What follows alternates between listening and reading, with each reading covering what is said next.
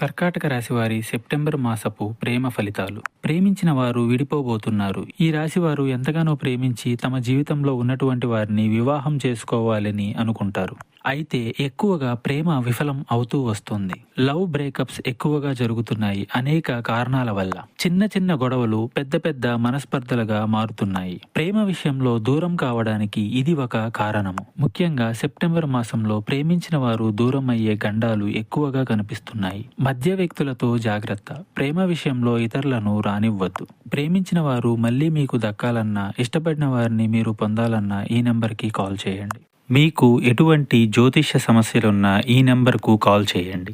భార్యాభర్తల సమస్యలు, సంతాన సమస్యలు, స్త్రీ పురుష వశీకరణం మరియు ఆర్థిక సమస్యలు, ఎటువంటి సమస్యలకైనా పరిష్కారం చూపబడును. గుప్త నిధులు తీయబడును.